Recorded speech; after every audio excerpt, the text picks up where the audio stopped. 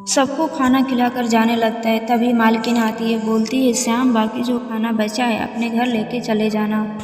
श्याम जो भी बचा था अपने घर ले गया, अपने माँ बाप को खिलाया, फिर सुबह जल्दी चला आया। श्याम जब काम पे गया तो मालिक ने कहा, हम सब बाहर घूमने जा रहे हैं, तुम भी साथ चलो और ज़रूरी के सामान रख लो गाड़ी में। सब घूमने निकल जाते हैं। देर सफ़र करने के बाद सब एक खाने के होटल पे रुके।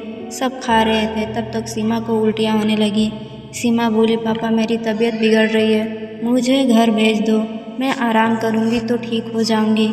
ठीक है बेटा, तुम घर चली जाओ। श्याम सीमा को घर ले जाओ और उसका ध्यान रखना।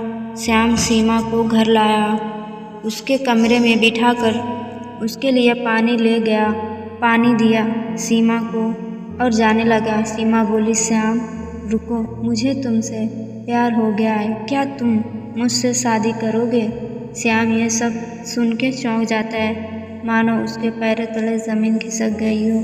श्याम बोलता है, मेम साहब हम गरीब लोग हैं, हम प्यार करने नहीं काम करने आए हैं। अगर मालिक को पता चला तो वो मुझे जान से मार देंगे। भगवान के लिए हमें छोड़ दीजिए, हम आपके बराबरी के नहीं हैं। आपको हमसे अच्छे लड़के से शादी होगी, आप हमें जाने दो, हमें भूल जाएं। सीमा ये सब सुन के गुस्से में आ जाती है और बोलती, अगर तुमने शादी नहीं की तो अपनी जान दे दूँगी, फिर मेरे पापा तुम्हारी जान ले लेंगे, फिर तुम्हारे माँ बाप का क्या होगा, ये सोचा है कभी?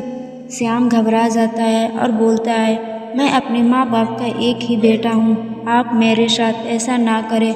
अगर मुझे कुछ भी हुआ तो मेरे माँ बाप मर जाएंगे, मैं हाथ जोड़ता हूँ आपके सामने।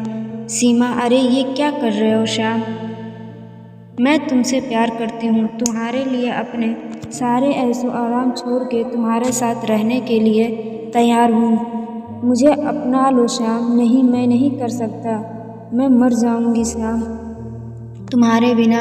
चलो हम दोनों भाग के शादी कर लेते हैं, हम कभी वापस नहीं आएंगे। यहाँ श्याम सीमा की बात मान जाता है और दोनों मंदिर में जाके शादी कर लेते हैं। जब मालिक को पता चलता है तो वो श्याम को जोर का थप्पड़ मारता है और बोलता है, मैंने तुम्हें अपने घर पे नौकर बना के रखा और तुमने मेरी ही बेटी से शादी कर ली।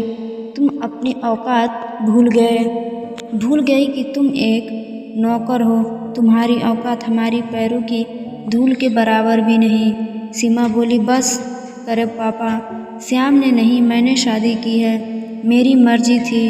बेशरम, निकल जा मेरे घर से बाहर, दोबारा मत आना, आज के बाद मेरा कोई रिश्ता नहीं तेरे से। श्याम सीमा को लेकर अपने घर चला जाता है। वहाँ जाने के बाद सीमा श्याम का ख्याल रखती है और इसके माँ बाप का भी। ऐसे कुछ दिन बीत गए, श्याम की तबीयत खराब हो गई, वो बीमार हो गया। अब पूरे घर की जिम्मेदारी सीमा के कंधों पे आ गई। अब वो काम की तलाश में बाहर गई, बहुत जगह पे काम के बारे में बात भी की, लेकिन काम नहीं मिला।